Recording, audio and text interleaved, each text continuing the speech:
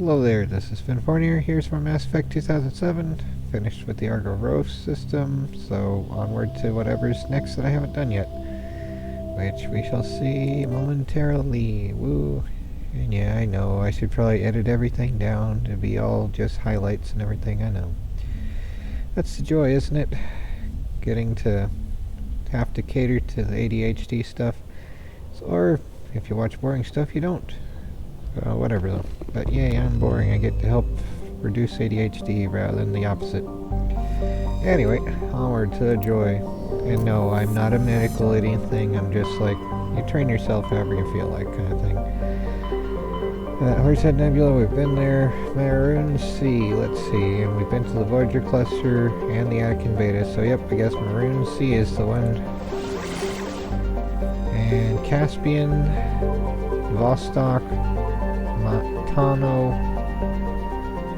and that looks like it should be something maybe eventually. So let's go to Caspian of the Maroon Sea of Doom. Let's see what there is to see.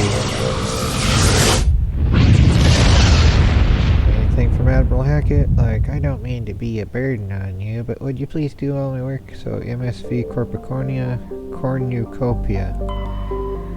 Alright, well, did we do this already? Cornucopia, we can board it. Cool, let's do that in a little while. So let's see, is that the first thing? Really? Alright, well, let's read the description, I guess. Come on. Okay, well, Clatantia is the world here. Clatantia is a large but low-density terrestrial world with an atmosphere of nitrogen and carbon monoxide. Its crust is composed of sulfur and unremarkable silicates. Occasional deposits of heavy metals, usually the result of meteor strikes, dot the surface. High-speed winds, powered by the hot blue star Caspian, present a constant hazard. Atmospheric entry is hazardous and EVAs are discouraged. So, orbital period 124.7 Earth years, radius 7,810 kilometers, day length 19.7 Earth hours, atmospheric pressure 0.73 Earth atmospheres, surface temperature 92 Celsius, so just below boiling, surface gravity 0.78 G. So that's an average temperature, while Earth's average is like 23 Celsius, average, with some fairly cold things. Let's get to that last here. So this will be all the way out there, this will be the next one. Virmire has a trace atmosphere of carbon dioxide and helium. The surface is mainly composed of silica laced with iron oxides, indicating the world had an oxygenated atmosphere at some time in the past. Given the relative youth of the blue star Caspian and the significant gravity well of Virmire, this must have occurred with astonishing swiftness, perhaps as a result of some cataclysmic event of doom. Further research is required. Orbital period 352.7 Earth years, radius 8,968 kilometers, day length 67.8 Earth hours, atmospheric pressure 0.00 Earth atmospheres, surface temperature negative 98 Celsius, surface gravity 1.2 G. Yay. Okay, and over here's the next one.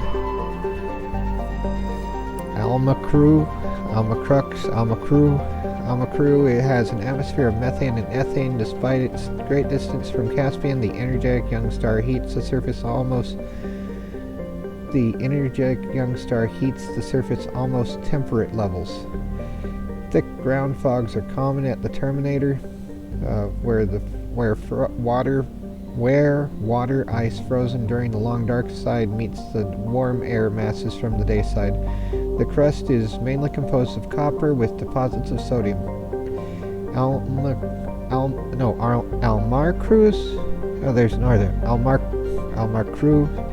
Almarcru's abundant water and relatively mild temperature and gravity have placed it on the short list of terraforming candidate worlds. However, there is significant opposition from eco-ethics groups who assert that Almarcru's primitive methanotrophic bacteria may be a precursor to full-fledged native ecology. My word. Yeah, and so if something has a plant on it. Right, okay.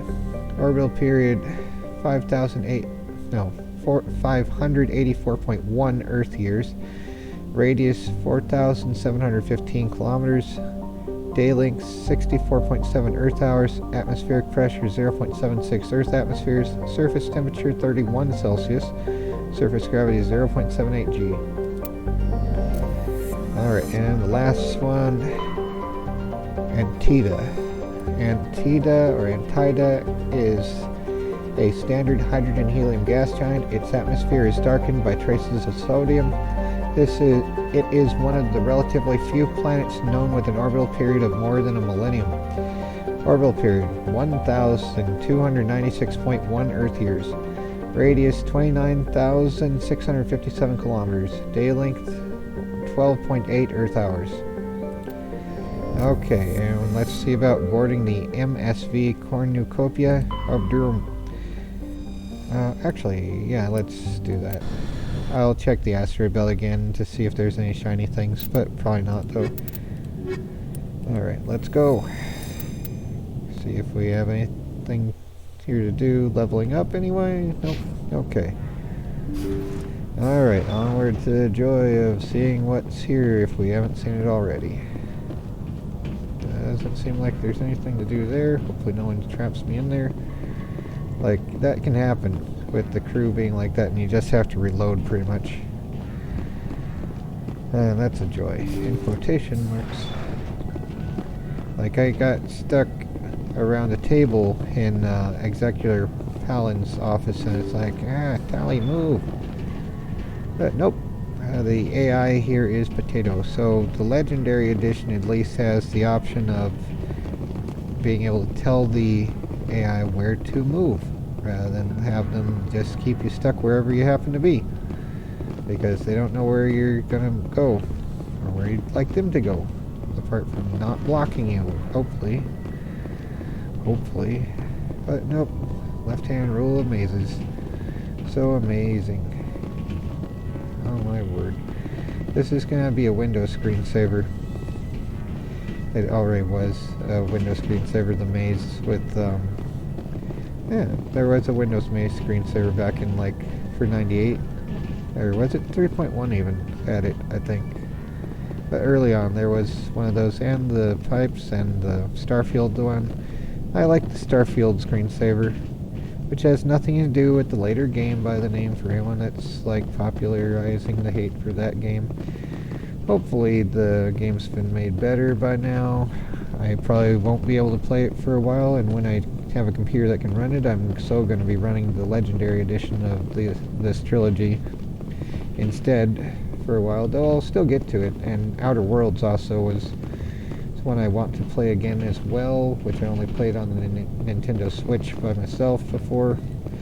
And of those, I forget what the name of it. The Gorgon one, I think, was the cooler DLC, although the Rizzo's mystery type thing was also sort of okay, especially with the giant monster at the end. But I don't know, it's I sort of like this game a little bit better than the Fallout in Space version thing there. Yeah, both are good though, and there's less like R-rated stuff in the oh yeah, we've been here. Yeah, there's no R-rated stuff in Outer Worlds, so I suppose if you're looking for a cleaner game, Outer Worlds is better in terms of that. This really doesn't have R-rated so much as like high PG-13 at most.